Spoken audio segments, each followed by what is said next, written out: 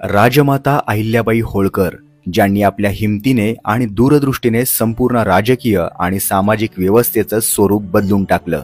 ज्या काळात फक्त पुरुषांना शिक्षणाचा हक्क होता, त्या काळात अहिल्याबाईंच्या वडिलांनी ही परंपरा मोडत आपल्या मुलीला घरातच शिकवायला सुरुवात केली। वयाच्या 8व्या वर्षी अहिल्याबाईंचा विवाह माळव्याचे सुभेदार मल्हारराव होळकर यांचे सुपुत्र खंडेराव होळकर यांच्याशी झाला। पण 1754 साली खंडेराव युद्धात वीरमरण पावले। पुढे 1766 मध्ये मल्हाररावांचे देखील निधन झाले। अशा परिस्थितीत 1767 मध्ये अहिल्याबाईंनी स्वतः प्रांताची धुरा सांभाळली। त्यांनी रोज जनता दरबार भरवण्यास सुरुवात केली, ज्यात गरीब असो की श्रीमंत प्रत्येकाला एक समान न्याय होता। शिक्षण, आरोग्य, रस्ते, न्यायव्यवस्था अशा प्रत्येक क्षेत्रात त्यांनी बदल घडून आणले। विहिरी, पाणपोया बांधल्या, वृक्ष लागवड केली, यात्रेकरूंसाठी विश्रांतीगृह उभी केली, विद्वान, व्यापारी आणि हस्तकारागिरांना राजाश्रय दिला। काशी विश्वनाथासारख्या मंदिराचं पुनरुत्थान केलं। प्रांताच्या राजधानी महेश्वरला एक सांस्कृतिक केंद्र बनवलं।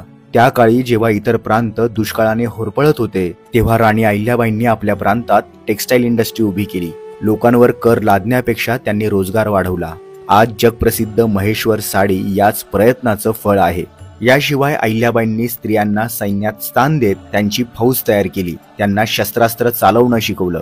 अहिल्याबाई प्रजेसाठी फक्त एक महाराणी नव्हत्या, तर प्रत्येक संकटात ढाल बनणाऱ्या एक राजमाता होत्या। अशा या थोर राजमातेला आणि त्यांच्या दूरदृष्टीला आमचा प्रणाम।